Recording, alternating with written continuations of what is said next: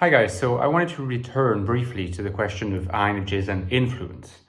I released a video not too long ago where I essentially made the point that INFJs are, except in rare cases that would be worth studying in themselves, not influencers.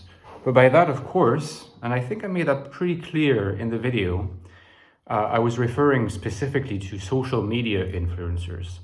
I was referring to what people nowadays call, oh, he's an influencer, or like, I'm going to invite influencers at my events so that they can propagate whatever comes out of the event, That's what I meant, right? I wasn't trying to make the point that INFJs don't have influence or that they are incapable of having influence. And in fact, in part of this video, we will look at how INFJs and INTJs, because there's a close relationship to be explored here, as well as some subtle or not so subtle differences.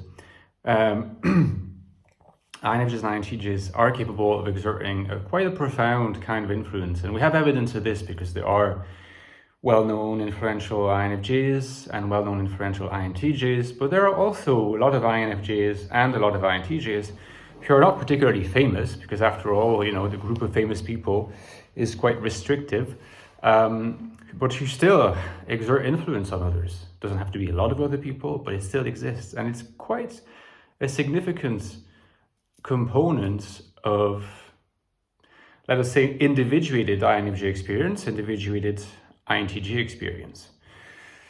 So to briefly return to this question of social media influencer, I think I covered the basics in my previous video, but what you should try to keep in mind to distinguish being a social media influencer on LinkedIn, on Instagram, on YouTube, on TikTok, on whatever, on Facebook, I guess, on Twitter or X, and what distinguishes that kind of influencer is being clued into what's going on at the present time. A kind of expression that is often, appearing in conversation is kind of trendy, and it's been trendy for a long time, is to be clued into the Zeitgeist, right? The Zeitgeist.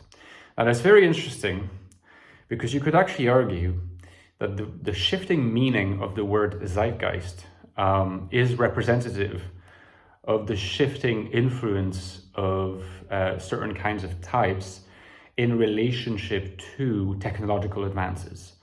And by this, I would mean something like, and this was referring to why so many INFJs consider that the world is a hostile place. I discussed this in The Infinite Soul. Come back to that later on. That's my latest book, by the way. Why do INFJs consider the world a hostile place? And a lot of INTJs consider the world a hostile place too, by the way. It's not true that they are like, those, that all the CEOs in the world are INTJs. I mean, that's very far from the truth. But essentially, the word Zeitgeist used to mean the spirit of the age, whereas now it more so really means the spirit of like this year or this like half year or the spirit of the last 2 years, but it doesn't expand beyond that. So we were still talking about a kind of expanded present moment.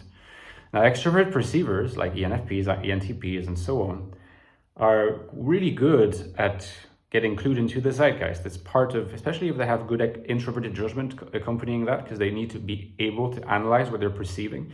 Of course, you gather a lot of data in the environment. If you can sort that together, you're going to get a sense of what's zeitgeisty. But we're talking about the meaning of the word zeitgeist as it is understood today. Because technology has made it so that things are advancing so rapidly. Like, in the 90s, I guess, like we got the internet, like look at where we are now, like compared to the way that things evolved prior to that particular era, like the tech era. Prior to the computer, things just moved much more slowly, and the notion of zeitgeist was larger as a result. It was much more expansive, covered 50 years, 100 years, 200 years. In a sense, the NI of the INFJ has not really caught up with the rapidly evolving, dynamically shifting nature of time itself as it is understood and felt today. So INFJs are out of sync. And INTJs are out of sync too. They can manage it through TE better than INFJs can, but that's still the case. And that's why INFJs cannot really be social media influencers, effective ones anyway. Maybe they can fantasize that they can be that, but those who are genuinely INFJ and genuinely successful, I mean, I'd say you could just count on the fingers on your hand, and same with INTJs. When it comes to exerting a kind of influence over the longer term, and that's why INFJs are so often attracted to things like being a historian or being a fan of history or fan of philosophy, disciplines that essentially look at the longer stretches of time, because they're really, really good at capturing that. That's what the 20th century is all about. That's what the modern era is all about. That's what the contemporary era is about. I myself do that in my books to some extent.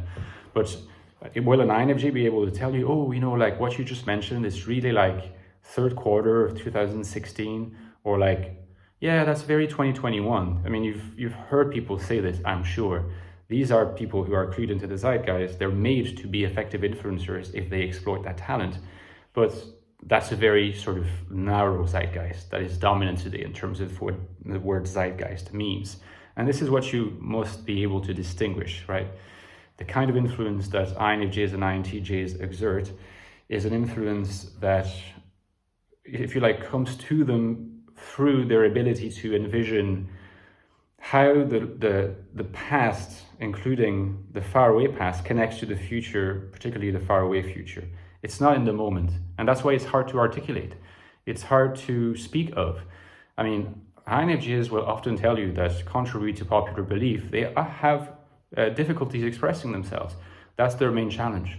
Sometimes, if their anti-worldview is well developed, they may have very strong intuition. That is to say, if an INFJ has a very strong intuition, what that means is that the content already exists in their world, but it hasn't found a translation in the language of external reality, the rational verbalization, if you like. It's hard for INFJs. Notice in Wittgenstein how you find that impossibly difficult. Now, that happens to other INFJs, and Wittgenstein sometimes manifests as real struggle with talking itself and being kind of silent as a result, not very talkative. Sometimes it manifests more as rambling but never quite catching what they're trying to articulate, or taking a long time. That's why books can be really helpful for them. INTJs can circumvent that to an extent. The reason why they can circumvent that is because they don't have to deal directly with other people's subjectivities in the nature of FE. In a sense, the INFJ is not only having difficulty with expressing their NI worldview in external reality, and yet they have no choice, because the first thing they encounter in external reality is other people, other subjectivities, because FE is a social function. That's the function of how they connect to this external reality. So there's a double issue here. I talk about that in the Ecstatic Soul, the prequel to the Infinite Soul. Now, in terms of the INTJ, they can circumvent that to a certain extent, because they only engage people derivatively to the engagement with the mechanics of the world, impersonally and through TE. So if they're good at TE, and they're not all good at TE, but if they're good at TE, they can manage to implement this kind of very long-range vision they share with INFJs in a more effective way, in a sense, because the difficulty they have with language, which is very similar to the difficulty that INFJs have with language, has everything to do with NI and its translation into the language of external reality, can be somehow compensated by their ability to shape the world objectively, whereas INFJs have to encounter other people's subjectivities, and through that very process, the demands that other people will make in terms of you being clear in your spoken language. Hopefully that was interesting to you guys. Let me know what you think, if you thought that was helpful, also in terms of clarifying social media influence versus influence.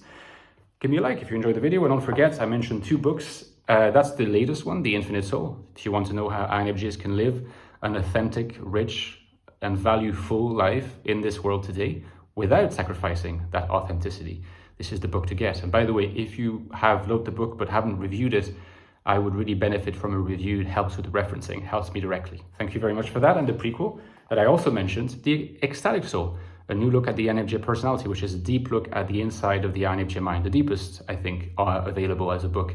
If you want to know what it's like to be an INFJ, read this book. And as usual, my Patreon page is live on my channel. Please consider donating to me on a monthly basis, $3.50 a month or more. You get access to bonus content, interact with directly, and the community is there also to welcome you. Thank you very much. The links are all below, and I'll see you soon, guys. Bye-bye.